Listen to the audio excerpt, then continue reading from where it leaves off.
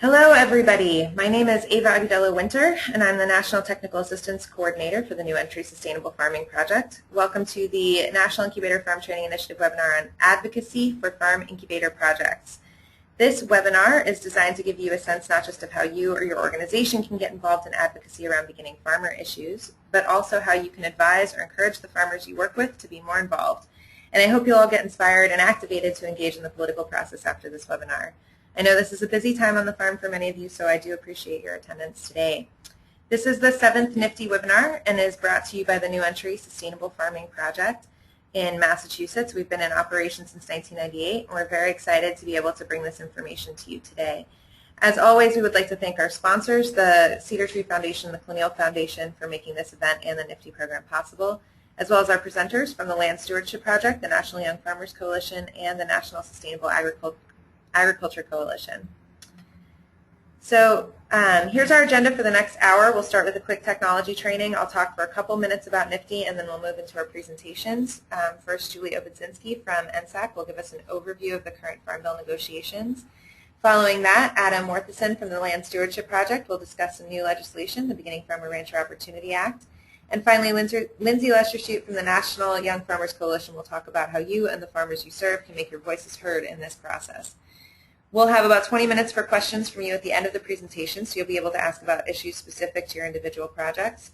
The slides and recording of the webinar will be available on the NIFTI Wiki by the end of the day today, so you don't have to worry about writing everything down or reading all the slides as we go. You'll get a link for that recording in a follow-up email after the webinar. And now let's move on to the technology very quickly. We are using the GoToWebinar service to bring you this webinar. In case you're not familiar with the controls, here's a quick orientation. Your screen should look something like this. If your screen looks like this, your control panel is minimized. You'll want to access your control panel during the presentation, so if it is minimized, click the double arrow button at the top of the bar on the right side of your screen, and then click the same button to minimize it again. To keep the control panel visible at all times, you need to take an extra step. Go to the View menu and click the Auto Hide Control Panel to remove the check mark from the menu option. When you join the webinar, the audio mode will default to using your computer, mic, and speakers. If you'd like to use your telephone instead, select Use Telephone in the audio section of the control panel and then follow the dial-in instructions. Make sure to dial your audio PIN, which is unique to you. If you haven't done that yet and you are joining by phone, please do that now. The audio portion of the control panel shows some other useful information. Attendees are muted to help everyone hear the presenter. The control panel displays which presenter is speaking. Although you will be muted, you can interact with the panelists using the questions box. As I mentioned, we have set aside time to answer questions after the formal presentations, but you can ask your question at any time during the presentation as it comes into your mind. When you submit a question, please be as specific as possible, and it's also helpful if you indicate which speaker you're addressing. Julie Obudzinski will not be able to join us for the question and answer session, but our other two panelists will be around, and we'll do our best. Your submitted question does appear in the question log in gray, indicating that the organizers have received your question, although no one else on the webinar will be able to see it. We may not have time to answer all the questions during the question and answer segment of the webinar, so some questions might be answered in the question box. Keep an eye on that area. And after the webinar, we'll post answers to questions that were not answered on the wiki. After you close out of the webinar, you will be directed to a very quick evaluation. Please take a moment to fill this out. It's absolutely vital we have your input and feedback. As I mentioned earlier, the link to the archived webinar will be sent in a follow-up email after you complete the survey. Okay, so that wraps up the housekeeping. Now I'm going to talk for a minute or two about the NIFTI program. I know many of you are familiar with this already, and I'll keep it very brief.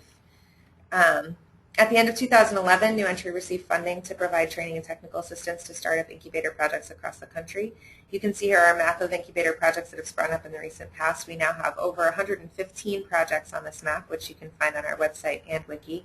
Many of these projects have shared challenges, and New Entry and various other partners have come together to address the increasing requests for training and technical assistance around shared topics of interest. We are now finished with our webinar series. You can find all of those on our website in the NIFTI Wiki for download. There's various topics, curriculum development, marketing support, how to run the site. We also offer a referral service for you to receive free one-on-one technical assistance from our project partners, ALBA, New Entry, the Intervale, the Minnesota Food Association, and the New American Sustainable Agriculture Project, so you can contact me directly for that. As of now, NIFTI has provided over 40 hours of technical assistance to dozens of projects throughout the U.S. and Canada. We have a wiki, which is an online repository for documents, videos, and photographs related to incubator farm operations and management. We also have a listserv, which is just getting going. You can sign up for that by indicating your interest on the follow-up survey.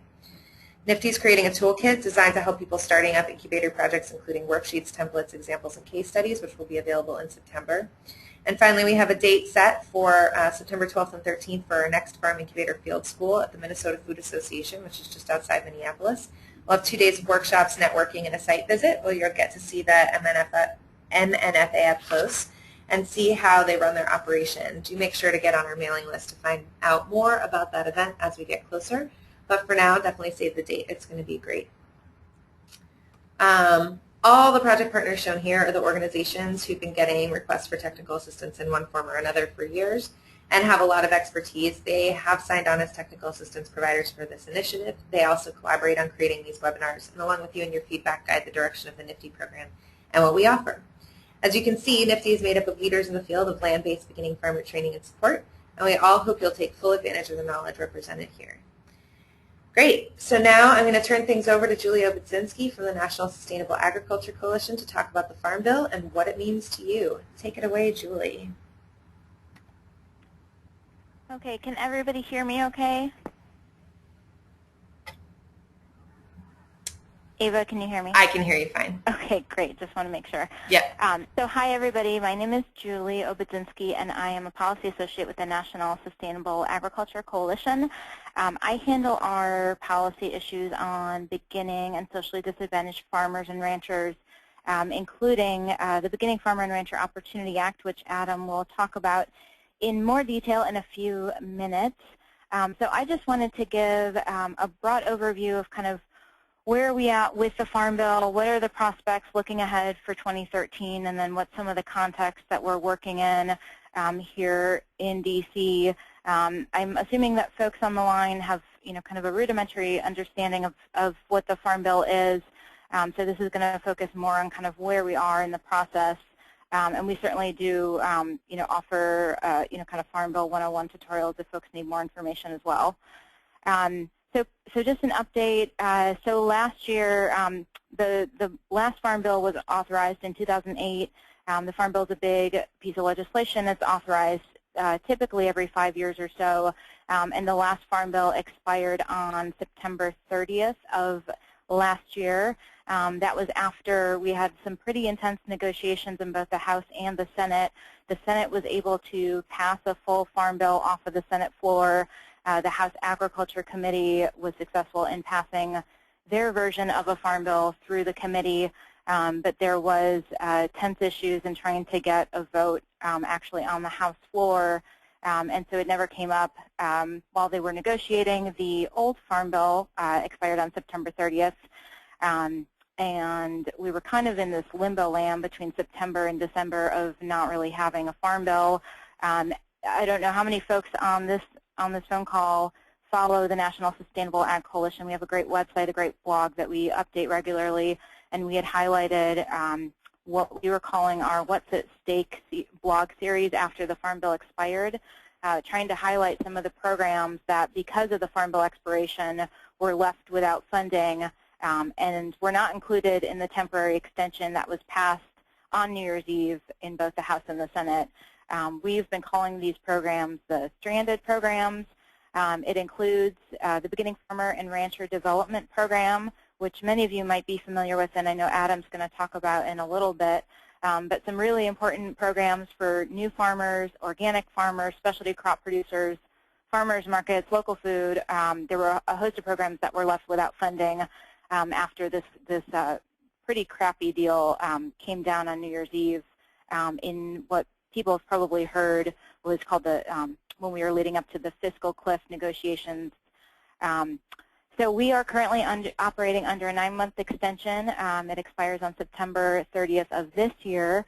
Right now Congress is getting to work at trying to put together another 5-year Farm Bill like they did last year.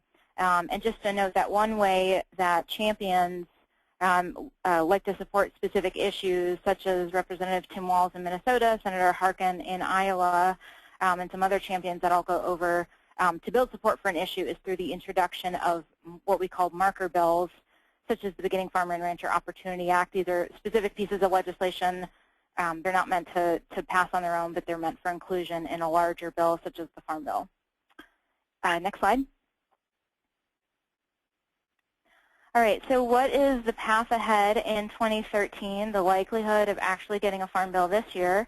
You know, what we kept on telling offices, so NSAC represents about 100, or we're a coalition of about 100 groups around the country that are concerned with, you know, new farming issues and natural protection of natural resources, rural communities. We represent folks here in DC and advocate for federal policy reforms. And we told folks last year, it's not going to be easier in 2013 to try to get a Farm Bill passed. You know, one of the problems is that the Farm Bill that the House and Senate drafted last year, they scored it this year, and it actually saves less money, given, you know, kind of what the new spending projections are going to be in the future over the next 10 years. So we've got that issue. Obviously, we have a polarizing, you know, political party of folks that want to reduce the deficit. You know, so it's just a very tricky time to be passing any sort of legislation, let alone legislation that spends money. So that's kind of, you know, political context for where we are. Right now, the agriculture committees in both the House and Senate are working on drafting a new bill. We're hoping that, so their draft is called, it's called a mark, and they will be releasing that mark probably within the next 2 weeks. They've set their committee markup for sometime in May. I know the Senate is aiming for after recess of probably the week of the 6th, and the House has set the 15th as their timeline for when they will mark up their draft. And, you know, our goal from NSAC's perspective, from folks that work on some of these policy pieces for new farmers, is to get as many pieces from the Beginning Farmer and Rancher Opportunity Act, from other pieces of legislation that we've worked with champions in Congress to draft and introduce and get support, to get as many of those pieces into these draft farm bills that will then be presented to the committees for amendment and for revision. We have been told that the committees will be using the bills that passed last year in the last Congress as kind of the starting point. We will, through a lot of work, through mobilizing folks, grassroots across the country, we were able to get a lot of really great things for beginning farmers into both the House and the Senate bill. There were some things that we weren't successful getting that we're trying again this year, you know, but I think certainly not taking for granted that everything that we were able to get last time around is just going to automatically be included. There's you know, a different makeup on the committees this year. There's a different ranking member in the Senate. So all of that is going to play into what is the bill that's going to be coming out of those committees, and what is going to be passing through the Senate and then ideally through the House and then going on into conference. I will still note that there is no path forward for how to navigate the House floor. You know, we were given the reason why the leadership did not bring the bill to a vote last time around is they just didn't have enough votes in the middle to pass the Farm Bill. So there are a lot of folks, you know, a lot of you know, Democrats and urban members that did not want to see any cuts to nutrition programs, to food stamp programs, and that would vote no on a bill that cut any amount of funding from that title. And then there are folks on the opposite end of the spectrum that wanted the Farm Bill to cut even more money from, you know, not only nutrition but also conservation, you know, commodity programs. So it's, you know, it's still difficult trying to actually craft a package that can get through and can get enough votes that will pass out of the House and that will be conferenceable with the version that passes through the Senate. So that's kind of the big question mark. And then just to note that the Farm Bill is happening in kind of these larger budget and debt ceiling context. You know, who's been following anything that's happening with, you know, the grand bargain and the fiscal cliff and the debt ceiling debate and, you know, finding a way to reduce the deficit. You know, the automatic cuts that happened on March 1st via sequestration, you know, it is a very tricky time to get any piece of legislation through Congress, and especially now that, you know, every program and every federal dollar is under intense scrutiny. You know, it does make, you know, kind of this deal that is held up for a pretty long time between, folks that are interested in some of the food and nutrition issues and folks that are interested in the rural programs and, commodity programs. We're kind of seeing a lot more tension in trying to get that piece of legislation to actually come into law and to be passed. And then just a note that, like I said before, the temporary Farm Bill extension expires on September 30th of this year. So whatever is going to happen in Congress is going to have to happen before September 30th. We could have another situation where we have limbo, there is no Farm Bill, the extension runs out. We could be looking at another extension if, Congress can't figure out how to get a Farm Bill that can pass both the Senate and the House. But one thing for sure is we're definitely going to need everybody's involvement to advocate for some of the critical farmers for new programs, or new programs for new farmers. Ava, next slide. And then I only have about a minute left, so I just wanted to show these charts before I hand it off to Adam and Lindsay. Just a question about who actually writes the Farm Bill. So we've got folks on the Senate Agriculture Committee. Democrats are in majority, so that's Chairwoman Stabenow from Michigan and Ranking Member Cochran from Mississippi. And then if you want to go to the next slide, the other folks that write the Farm Bill in the House. We've got a Republican majority, so Chairman Frank Lucas from Oklahoma, and then Ranking Member Colin Peterson from Minnesota, who is actually one of our sponsors of the Beginning Farmer and Rancher Opportunity Act. So we'll be looking for him to show some leadership on beginning farmer issues. And just to note some of those stars, that just means that folks are new to the agriculture committees this year, so there's a lot of education that has to take place. And then my final slide, I was just a list of folks that are already identified as beginning farmer champions in the House and Senate.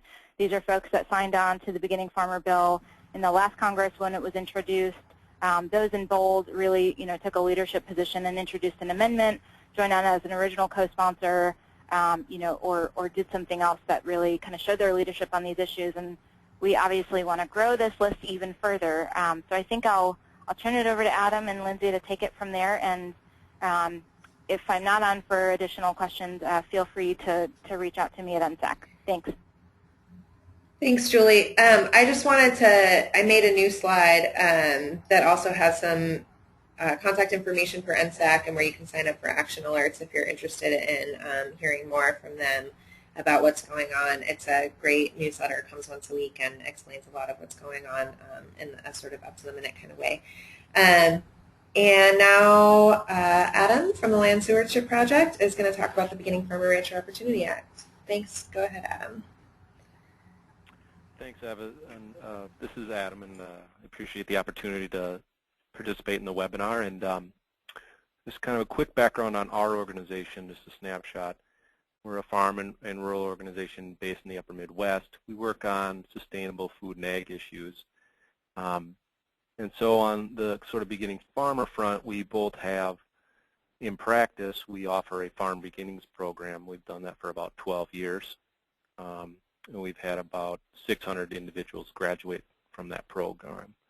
And we now, that program includes also now a journeyman program piece to it, as well as a loan program and an intro session for those that are just sort of getting started in farming and thinking about taking the course itself. From that experience of working with beginning farmers and other groups around the country, we then have a substantial body of work around policy. What are the public investments that our country is making to advance the food and agriculture system we think is important? So that means our organization also participates in coalitions like the Rural Coalition. We're members of the National Sustainable Agriculture Coalition, and then also some other groupings in the upper Midwest. I think you can, that slide right there, if you're looking at it, that's a collection of our members with, ironically right there in dead center, Congressman Tim Walz, who is one of our champions on beginning farmer policy. You want to jump to the next slide? So I just got, I've been going back and forth with Congressman Walz's office today, and just got news that the Beginning Farmer and Rancher Opportunity Act of 2013 was introduced into the House on at about 1 o'clock Eastern Time, so 20 minutes ago. So that's sort of hot news. People might be wondering a little bit about, well, why do we have the Beginning Farmer and Rancher Opportunity Act, or what does that really mean? These marker bills, as Julie discussed, they are, kind of think of them as opportunities to build momentum, a head of steam, support behind the provisions you really want to cement in a farm bill. So this is a critical way to do that, and we've done that in past years, and we're doing that with other issues. But on the Beginning Farmer front, this is that package. I'm going to just take a few minutes to walk through some of the, the bigger portions of that package that I think people maybe are interested in or would recognize. So I should say the Senate side is probably going to be introducing the bill in the next, it could be today or it could be tomorrow, and next couple of days here. It could be in the next hour. It just depends when they get time to do that and the negotiations with different offices. The other thing I would say about as we approach work on Beginning Farmer policy, for our organization, we think about it in, how do we win mechanisms that both support the type of food and agriculture we want, and then what are the policies that drives us in that direction. So this act in itself kind of has two components of it. I mean, I think about the provisions within it there are things that are directly, that beginning farmers access and support, that they can go to the Farm Service Agency, for example, and get a loan. Then there are other provisions in it that are aimed at supporting groups that are working with those beginning farmers. And the first one here is that people may be familiar with is the Beginning Farmer and Rancher Development Program. And this is a program that provides resources to community groups and institutions to offer training and assistance to new producers. It's offered by the National Institute of Food and Agriculture, and it's a competitive grant program. So every year they offer a request for applications. Organizations can submit their proposals, and then those proposals are sort of ranked or judged by a panel. And this program's been in operation for the last 4 years, and we've had about $75 million kind of go out to about 145 groups across the country that are offering new farmer training and assistance. So what we're hoping within this package is a small increase in that investment over 5 years, $100 million over 5 years. We did in the last 4 years, we've had about about 500 applications for the program, and so 145 of them got funded. We know that there's a strong demand for this program, whether it's farm group or a community-based group or extension that are able to offer these programs that they're developing across the country. And we think that's really practical. I mean, California agriculture looks different than Midwest agriculture, then looks different than Maine agriculture, and so those localized approaches can really make a difference for helping new farmers overcome those barriers to getting started and succeeding. The second kind of programmatic area I'm going to hit on is access to conservation programs. And they are really a set of those that are targeted conservation programs that help new farmers establish or improve the conservation performance on their farms. Probably the most commonly recognized one is within the Environmental Quality Incentives Program and the Conservation Stewardship Program, where there's a set aside of funding for new and beginning farmers. And that in this bill, it sort of maintains that, and it also offers a few other policy provisions to allow for earlier payment options.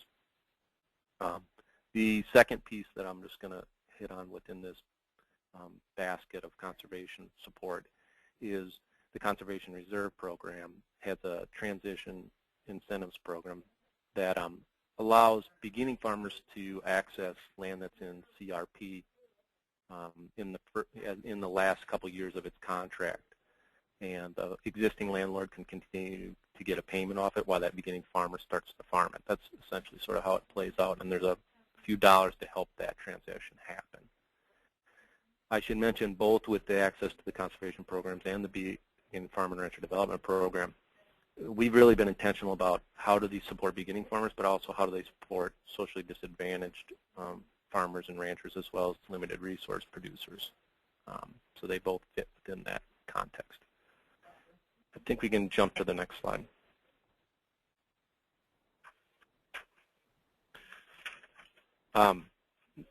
The other kind of bigger basket I think that a lot of folks recognize around helping beginning farmers is credit and lending options for new producers. And you know, what we're looking at there is you know, what we've done is improved and strengthened some of the credit options for new producers, and those are oftentimes the loans that are provided through FSA or other lenders, and those other lenders usually are guaranteed loans that are offered and backed by the federal government. Probably the one that is most exciting is there's a new microloan program. Now this is currently and just was developed by FSA, but it was just developed under, you know, VILSEC sort of initiative. That's the Secretary of Ag.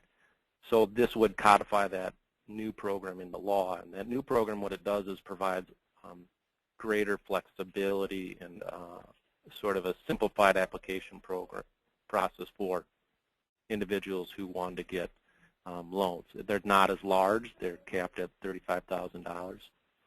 And so we, and I'm sure there's others that can speak to this, a lot of beginning farmers had faced sort of a mountain of paperwork and a lot of waiting and time to get access to credit, and this was kind of one option that was advanced by a number of groups to try to address that.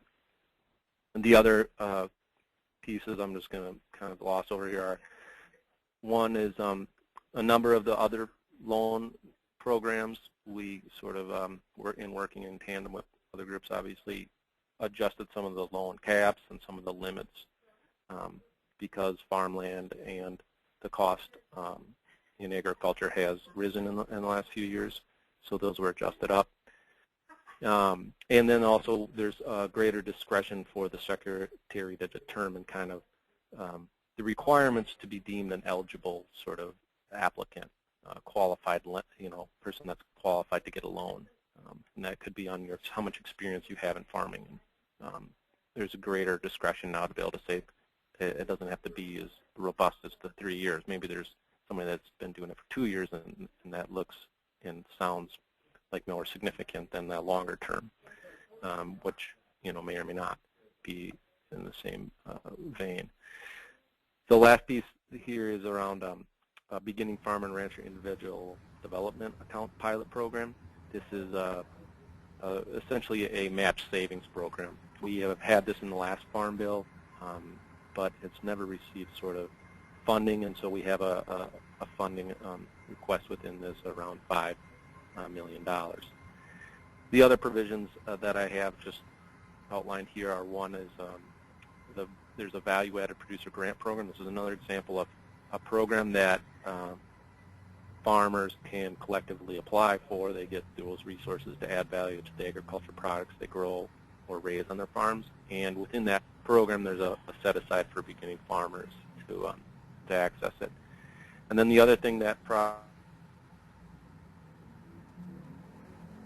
bill, there's a Veterans Agriculture Liaison position that has not been there before, and we're finding a lot of veterans coming back from wars looking at agriculture as a place to start a career, and we want to be able to provide that support. And I think that's one of the things that's exciting, and I think you can go to the last slide, is you know, agriculture has the opportunity to you know, be a jobs creator and be an economic engine. And so the question is, what is the public policy that does that? And we largely think that's, right now, this package called the Beginning Farmer and Rancher Opportunity Act. That's what public policy can help, you know, move forward. I just want to do a summation. The cost overall of this Beginning Farmer and Rancher Opportunity Act is about $275 million over 5 years. And that might sound like quite a bit, but really that's not very much at all. That's 1/10 of 1% of farm-oriented spending in a farm bill. and I say farm oriented because you could take all the nutrition spending and take that off the table, and just all of the spending around commodity and crop insurance and conservation, it's 0.1%. I spoke a little bit about the value and aim of the legislation as being, this is the opportunity of public policy to address the need that many of us recognize in our communities to support new farmers. And as I kick it off here to Lindsay, what I'd say is, we had advanced Beginning Farmer and Rancher Opportunity Act in 2011, and we had done that, a Beginning Farmer and Rancher Opportunity Act, even in the last Farm Bill. So what we really need to look forward to, I think, this spring and potentially in the summer is how do we build beyond those examples where we brought, a host of co-sponsors forward. We can have more co-sponsors. We can show greater interest by the congressional delegation in supporting new farmers. And that gives us the better chance of actually securing those in a Farm Bill when and if a Farm Bill moves forward. I think we will have a Farm Bill that's going to pass. The question is going to be when, and then the question is what's in it. And then for our organization, I think for many on the call, beginning farmer support needs to be in it. All set, Adam? Yeah, I'm done. Great, thank you. A lot of really good information in there. I just want to remind everyone that the slides and presentation will be available on the wiki by the end of the day, so you can go download those slides and view any of these slides and all that information then. So now we have Lindsay Leschershute from the National Young Farmers Coalition. Go on ahead, Lindsay. Great, thanks, Ava. Thanks for hosting this and having us on. So National Young Farmers Coalition, we are a network of young and beginning farmers across the U.S. that came together because specifically of the challenges that we as farmers were facing in getting our farm operations started. And one of the major focuses of the organization, of the coalition, is to help advance beginning farmer policy on the federal level in the Farm Bill in Congress. And this has been very empowering for our members to suddenly have an opportunity really to contribute to the Farm Bill process, and specifically through the Beginning Farm and Rancher Opportunity Act, what was introduced last year and now this year.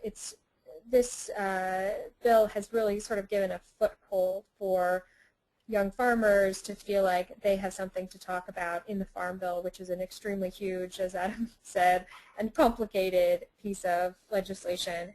And so we're hopeful that other organizations, especially you all working with young farmers directly, can both get involved as organizations in helping to advocate for this bill, and as Adam mentioned, bring on more co-sponsors and really help us make a case for the needs of young and beginning farmers across the U.S., but also to get young and beginning farmers involved directly, either by participating in advocacy with your organization, bringing them into NSAC, LSP, or encouraging them to get involved with the National Young Farmers Coalition.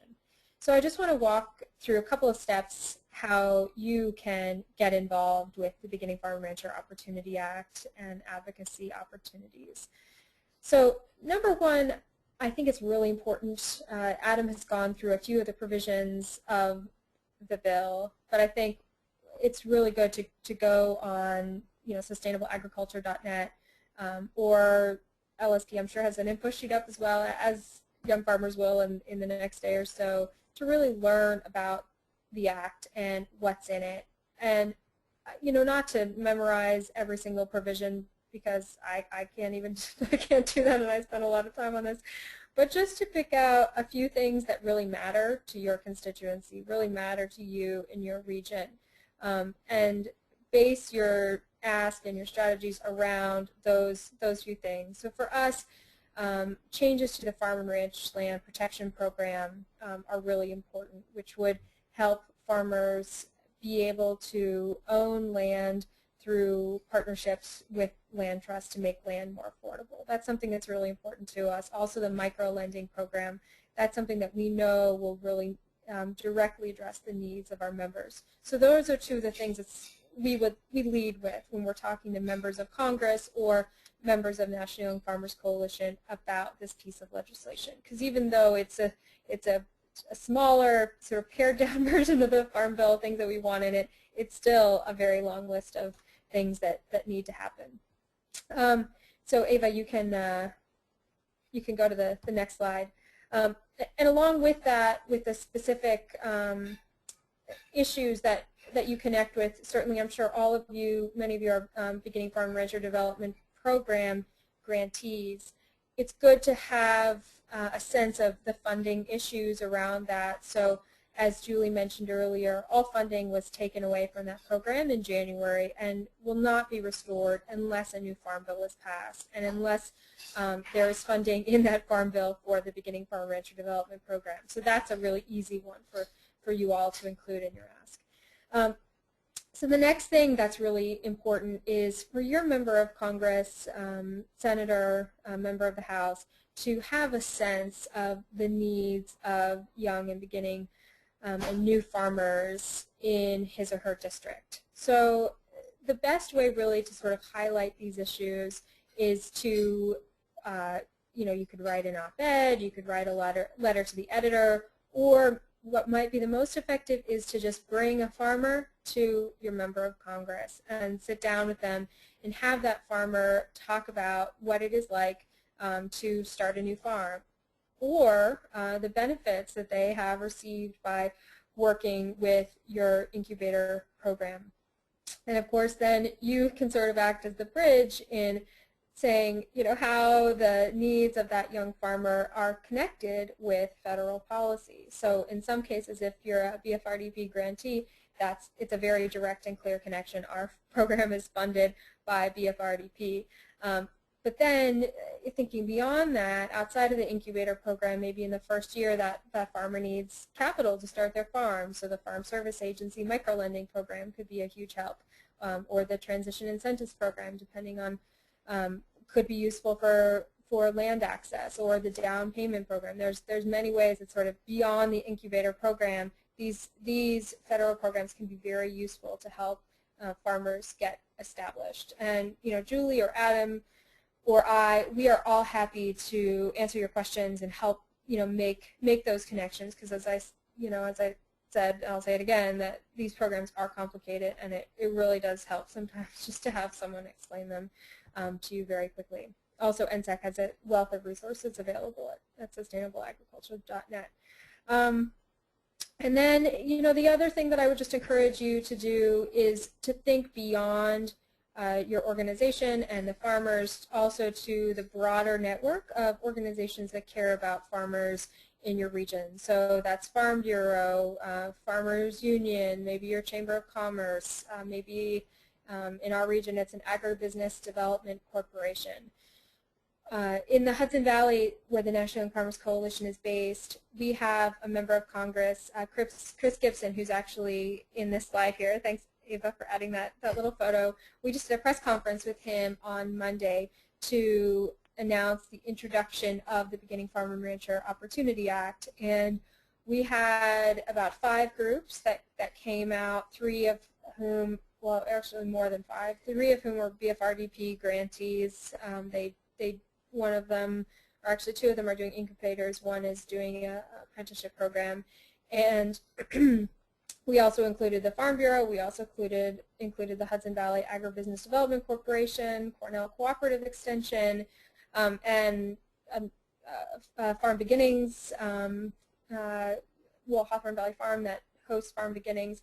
They all came together and all said, this is something we agree on. We believe that beginning farmers are essential for our region, for agriculture to thrive. So that was really helpful for then our member of Congress, Chris Gibson, to really feel ownership of the issue, and especially when it's coming from so many different perspectives and groups that don't necessarily work together day to day, but here they are really standing behind the needs of young and beginning farmers. So I really do encourage you to think about partners that you might have in advocacy that can help make this point. So Ava, I think that's about it for me, and I know we have only about 15 minutes left for questions. Thank you so much, Lindsay. That was great. And thank you to all of our presenters. Thanks to Adam and Julie. It's fantastic and really good to have that perspective and inspiration and information. If any of you want more information about any of the things discussed today, again, you'll be getting a link to the slideshow and a recording of this webinar so you can see all the contact information, links to websites on that. So I hope you're all getting your questions ready, and while you do that and put them into the question box in your GoToWebinar toolbar, I'm going to give you a very quick heads up about next events on the horizon for NIFTI. Again, we have a lot of free one-on-one technical assistance available to offer startup projects through our project partners. So if you are interested in that, please do get in touch with me directly. My email address is right there on the screen. Again, save the date for our Farm Incubator Field School in Minnesota on September 12th and 13th. It's a great professional development opportunity to network, learn from your peers, and see another well-established incubator project in action. We had about 38 people from 18 different states attend our last field school last year, and as some of you may know, the smaller the conference, the more productive it is. It's a very specific set of issues we're dealing with, and it's nice to be in a room with folks who really understand and have the same issues, and lots of creative problem solving happening. We will be starting up our webinar series again in the fall when people aren't quite so busy, so do please feel free to submit topic areas that you're interested in. We'll be doing some more advanced topics, getting more specific and into the nitty-gritty on some things that we've been covering more generally. Again, we also have online resources such as a wiki. You can download a lot of examples and tools relevant to the presentations you saw today, as well as a wide variety of resources for curriculum development, low literacy training guides, and sample leases. You can let me know if you'd like to sign up for either the wiki or the listserv by filling out your evaluation after the webinar. It'll just pop up on your screen automatically after the event completes, and I will be able to get you all connected to the large community of farm incubator projects out there. So I'm actually not seeing any questions at this point. Hopefully you all actually know how to use the question box, but if I don't get any more questions from anybody by the time I finish talking, I think it's a possibility we can just end this early. And again, thanks to everybody for presenting, and everybody's got lots of really great information. Adam, Julie, sorry, Adam and Lindsay, is there anything else you want to add before we go? This is Adam. What I'd say is one thing is, folks should, in the coming week, they're going to see other stuff coming out from groups like the National Young Farmers and the Sustainable Agriculture Coalition and LSD about how you can engage. And, Lindsay did a real good rundown of a number of ways people can do it. One of the things I think can be, and this was mentioned, members of Congress are going to say they love beginning farmers. They're for beginning farmers. The way they can demonstrate that in reality is co-sponsoring a piece of legislation. So I think that's a really good way if you have that opportunity for that engagement, or you want to do that engagement with the policymaker, is that you also got a strong ask to say, great, I'm really glad that you like baseball, apple pie, and beginning farmers. Now here's what I also want you to do is to sign on to this piece of legislation. So people should look for that and that opportunity, and it'll be coming around from a lot of us. And that's not only going to happen in the next week or so, but as the Farm Bill progresses over the spring and summer. Great, thanks, Adam. Yeah, I think we're going to... Sorry, Ava, just really quick, I would just echo what Adam said, and also just to say that if anyone is interested to set up a meeting with their member of Congress to do exactly what Adam just said, ask them to be a sponsor of the Beginning Farmer and Rancher Opportunity Act, which is really what is the most helpful thing that people can do at this point. Please feel free to contact me or to contact Adam or Julie Densack. We are all more than happy to help walk you through how that might happen and give you one-pagers or whatever you need to have that meeting. Great. Thank you all so much. I really, really appreciate you taking the time. I know this is kind of crunch time for a lot of this stuff right now, so thanks for taking the time out of your busy activism. And I'll look forward to talking to you all again.